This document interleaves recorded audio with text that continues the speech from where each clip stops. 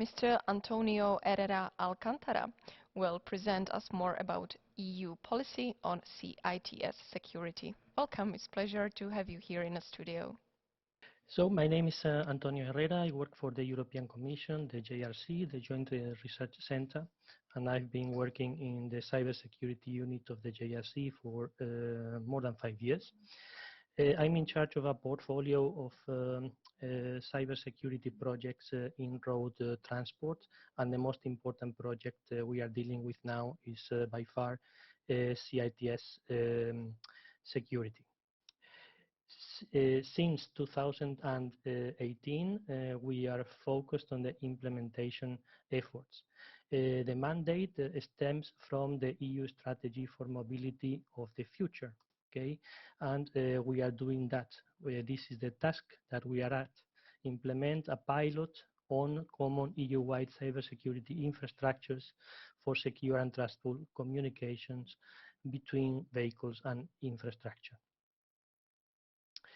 Everything that we do is based and follows the CITS security policy and certificate policy that the previous speaker has already presented. The JRC was involved from the beginning, back in 2014, in the efforts of defining these key documents. I have to say as well that everything that we do is based on these documents that are in turn based on the underlying standards. And in this slide, I show the most important ones. Excuse me, Mr. Antonio, can we just interrupt you, please, politely? Because the presentation is frozen, kind of. Do you think you might refresh it so we can see yes, next slide? Let's try. Let's see. Okay. Let's see if. Okay, so sorry. I was at this slide. Is it moving now, the slide? Still the same. Technology is against us. Then I will stop sharing and restart sharing again. Great. That should solve the problem. Let's see. Okay. We are now still on the front page. Okay. On the front page. Now, if I do this, then it moves? Yes, it works. Okay. Great, thank you very much. Let's do it this way. Yes, it works. Thank you. Okay. Sorry for interrupting you. Right. Then I was commenting that all the implementation work we do for the CITS security system is based on the security policy and certificate policy that we have contributed to that effort since the beginning in the CITS platform and C-Roads. Okay, these documents are based on very important standards. These are the most relevant ones, and the next talk is about this, so I don't have to give more details here. Then from the certificate policy, we see the CITS trust model and architecture. It is defined there. For secure communication between CITS stations that belong to many different organizations across different countries, everybody knows that some sort of public key infrastructure, PKI, is needed. But the trust model of CITS is not based on a traditional PKI model with a single root and a hierarchical organization stemming from that. The CITS trust model is more flexible than that. Every national authority or private organization that wants to set up a root certificate authority can do that. And then there are defined some common European elements that collect and integrate these root CAs in a European certificate trust list. So we know from one country to another, from one road infrastructure to another, that elements that communicate using certificates from a CA included in the European trust list, certificate trust list, those can be trusted. Then we see as well that these root CAs, they have little boxes hanging from them with the tagged EAAA. This split is very important. It's not just to make things even more complex. I can explain it later to those interested in the virtual stand. Those who want to know more, find out more, they can join me there.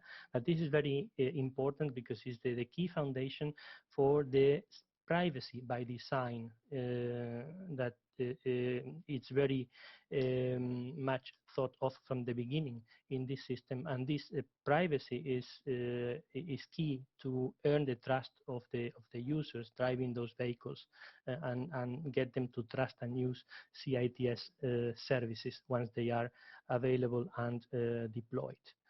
Then I will move on to the next slide. If Is it working now? Yes? Okay. So then in this next slide, I can talk about the EU CCMS system. This acronym means EU CITS Security Credential Management System that we are implementing since 2018, and we are already using in pilot phase, and we are getting ready for the full-scale production phase at the end of the year and starting in 2022. Okay, then here on the left we have a dashed box with the elements, the subsystems that are implemented, hosted, and operated by the European Commission, by the JRC in our ISPRA site here in the north of Italy, while the root CAs, okay, are external. Okay, and they are in the different countries deploying CITS services, including the EU root CA that is part of the system but is external to the core elements, and I will come back to that in the final slide. Okay, then this wide EU system, complex security system, how is it steered? How is governance set up? The security and certificate policy define a CPA, Certificate Policy Authority. Then we have transferred the responsibilities of that entity to a CITS security subgroup that has been set up under an existing ITS expert group. Okay, and in this slide here is the mandate, and this CITS security subgroup is integrated by experts from national authorities and manufacturers and road infrastructure operators, etc. Then I talk about the CPOC, the CITS point of contact. That is a very important element of the system because this is the interface to the stakeholders, to the users of this security system. It has a module called CPOC entry, where we register the requests from CAs that want to introduce a root certificate in the ECTL, in the trust list. Okay, so with this system, we check, we validate, we register the requests, and we manage that. Then we have an email address, a mailbox that you see there, where you can, everyone can contact us to get information or to make requests. And we have a website called the CPOC website. There is the address where we publish the outputs of the systems, the certificates, the trust lists, and the relevant documentation. And there in the section documentation, there is a document called the CPOC protocol that is very important because it defines specifications, those details that are not